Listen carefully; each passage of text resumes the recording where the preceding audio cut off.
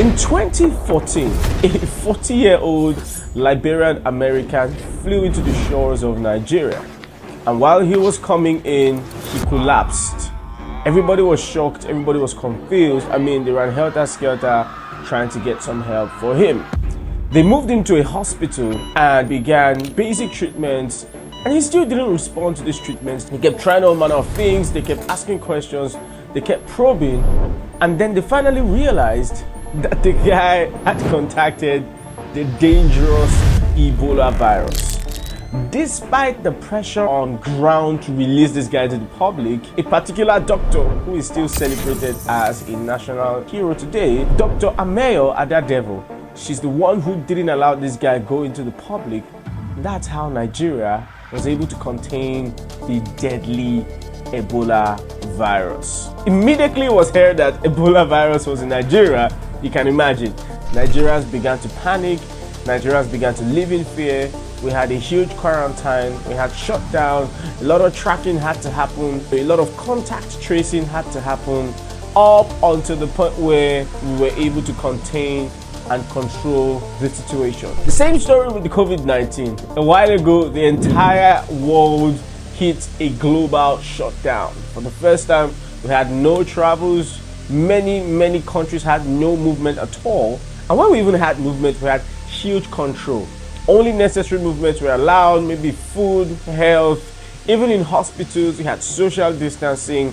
Things just came on lockdown, and the entire world was on standstill because of a single virus. So what is it about viruses that people are scared of? Who are these things? Worst case, we can't even see them with our eyes. So can you imagine that the thing which caused the entire world to go on 100% shutdown, we could not see this thing with our eyes? Why are viruses so dangerous? How do they come in? How do they get out? How do they work? How do they operate? And why am I talking about viruses in a real estate video? You see, there are many characteristics of viruses, but one characteristic of a virus is once a virus gets into the kind of environment it needs, the virus has the capacity to replicate fast and replicate without any external assistance. It's the same way in real estate. If you build your portfolio very well, your portfolio can become just like a virus. And what do I mean? You probably get to a point where you never ever have to bring out cash unless you choose to reinvest in real estate. And at that point, I call it a self-sustaining portfolio. And what is a self-sustaining portfolio? A self-sustaining portfolio is simply a portfolio that is organized very strategically in such a way that, like a virus, you need no other help to keep on growing.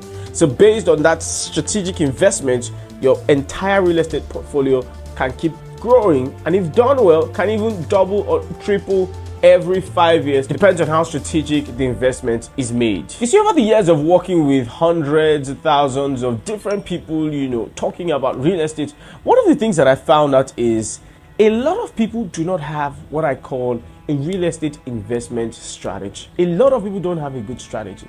And you see, what happens with many people is they just buy good properties in a lot of places. And good properties in a lot of places doesn't equal a good real estate strategy.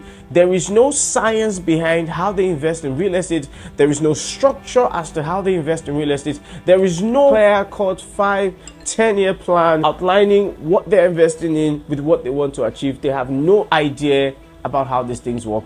All they do is, maybe they do have something that they buy from. Say, oh, there's a good land in Ibadan. Oh, what title documents? Okay, buy it. Oh, there's a good house in Lekki.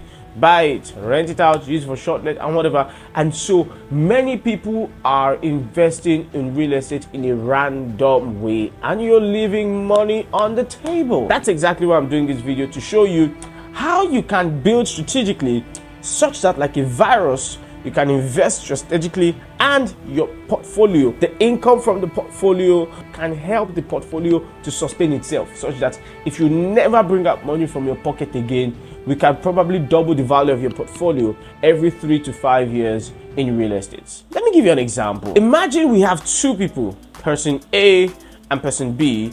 They both have 100 million naira to invest in real estate. Person A maybe wakes up on sees a really great piece of land in an area like Ibejuleki. He says the Dangote refinery is there.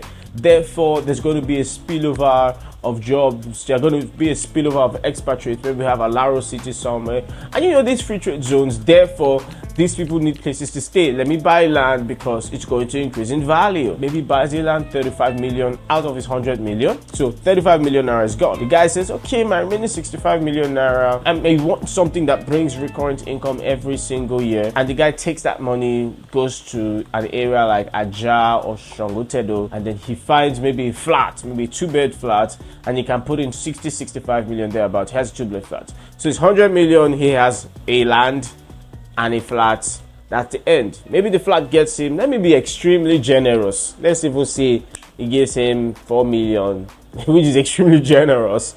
But let's say 3-4 million naira income per year. And that's all.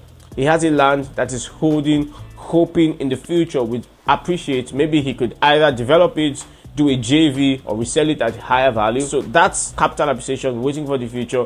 His only recurrent income is a house in Ajah that gives him 3 million naira, and he's done. 100 million naira is gone. Those are great properties, but maybe not the best of strategy. So let's see how we could take that 100 million naira and reinvest with another person, and I'll show you the difference between good properties and a good strategy. So another person takes that 100 million. He says, I want to diversify my portfolio. He talks to somebody like me. Maybe we give him, say, buy 15 plots of a farmland. Doesn't look lucrative, doesn't sound sumptuous. What's a farmland? Don't worry. Is it?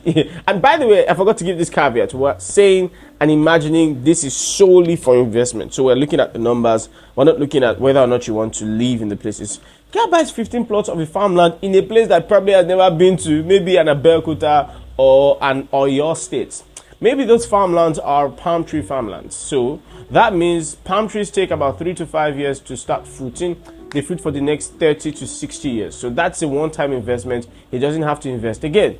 Now let's do 15 plots. Let's say a plot is 1 million because it's cheap there. So it takes 15 million. He has 15 plots. He keeps that one aside. All right. How much do we have left? Maybe we have about 85 million left. He says, what I really want is rental income. We take him and say, instead of buying a house, don't buy a house, do a long lease for maybe about 20 years. Position in strategic regions around the edge of the mainland, because what's happening is around the edge of the mainland, most people who work on Victoria Islands, most of the entry-level staff on Victoria Island, Lekki Phase 1, they cannot afford to stay there. Before, they would go all the way down and stay in places like Aja and Shangotedo. But we're finding out that people who stay in Yaba can get to work way faster than them. So he gets a long lease apartment, say in Yaba, maybe gets another one in Pedro or Bagada. Those people can easily connect Third Mainland, come to work and go back. So there's a lot of traffic for houses in that place. Maybe gets 2 of those long lease units, maybe at 15 million. Let me even just be generous. That's 30 million. Those units can produce maybe 2 million per unit. Depends on how furnished they are and how strategic they are. 2 million per unit, 1.7, 1.8. But for this video, easy calculation, let's use 2 million. So from his 30 million naira investment, he has 2 apartments that he has for maybe the next 20 years. And then he can have 2 million naira income per property.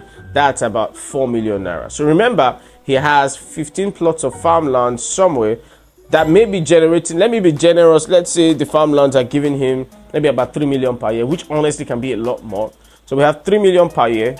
Then the next investment of 30 million is giving him about 4 million per year. So right now, out of that 100 million, he has invested 30 million somewhere, and he has also invested 15 million somewhere. That's a total of 45 million. Let's keep breaking down this portfolio. Up next, let's say he invests the next 40 million in owning a managed short-let apartment. So what is this?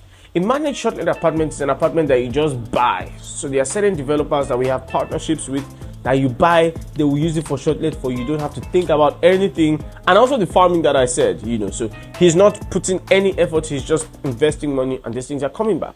The managed short-let apartment, maybe he gets the smallest, say a studio apartment in a place like Surulere, but seeing a huge reurbanization in Surulere as we speak.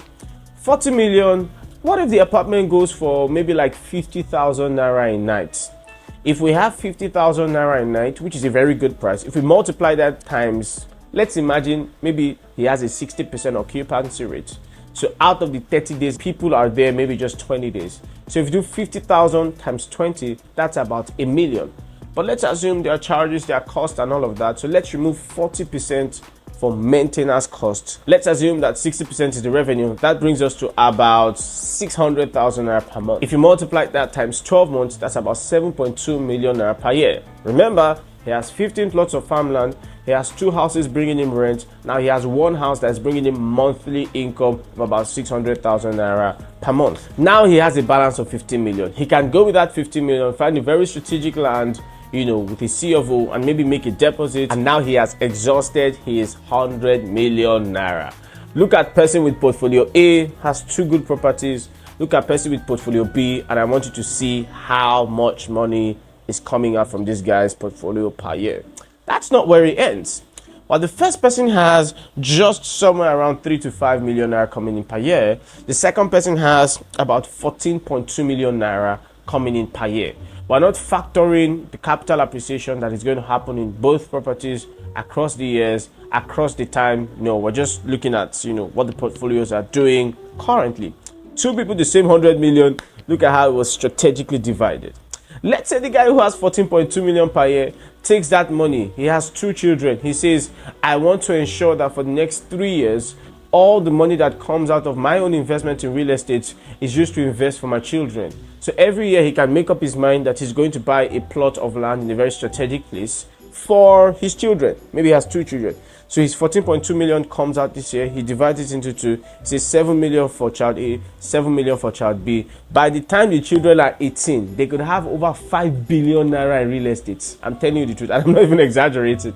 They can have 5 billion worth of investments if those things are strategic. So you can say, I will invest for myself. My portfolio will invest for my children. That's how people begin to think and build generational wealth. In 18 years, at their 18th birthday, he can let them know these are all the properties you have. But guess what? It came from a strategic investment of just about 100 million naira.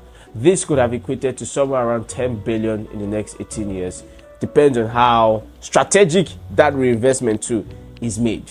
All right. This is the difference between a couple of good properties and a good strategy in investing in real estate. Well, I hope this video was valuable for you. Are you looking to build your portfolio? I'm sure there are numbers, there are contact points that will be scrolling around the screen. I will be more than glad to work with you to build a very, very, very strategic real estate portfolio to ensure that, you can build one not just for you, but for your children. And I also did say something about long lease. If you probably didn't understand what the long lease is, you can check out this video. It shows you everything about long lease and why it may be a better option than to buy an entire house to rent out. If you haven't already done so, subscribe, like, share this video with your friends and enemies. Until then, I'll see you in the next video. My name remains Realtor Z, your plug for the best real estate investment deals.